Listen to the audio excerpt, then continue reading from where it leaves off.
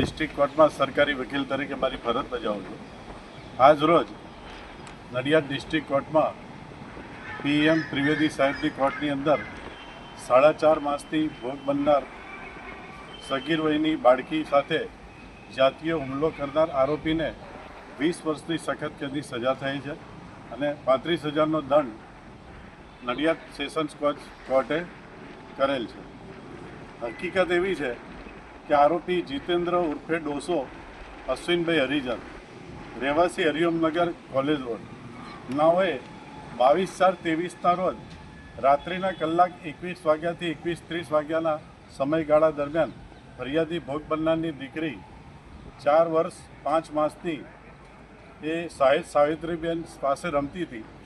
અને તે સમયે આરોપીએ તેણીની પાસે રમવા માટે બોલાવી અને તેણે આ સાવિત્રીબેન થોડે દૂર હતા એટલે તેણીને સાથે આરોપીએ આ દીકરી સાથે શારીરિક અડપલા કરી અને તેને ગુપ્ત ભાગે આંગળીઓ ફેરવી અને તેની સાથે જાતીય હુમલો કરે.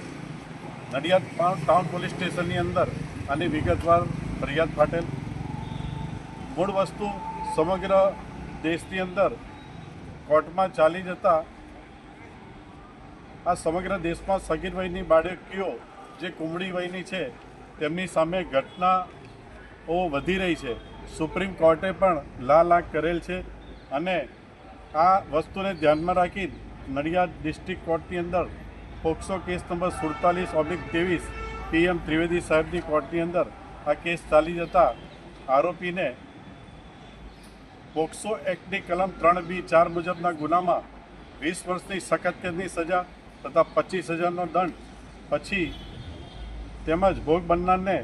સરકારશ્રીના ઠરાવ મુજબ 5 લાખ પૂરા વળતર પેટે ચૂકવવાનો હુકમ આજરોજ કરવામાં આવેલ છે.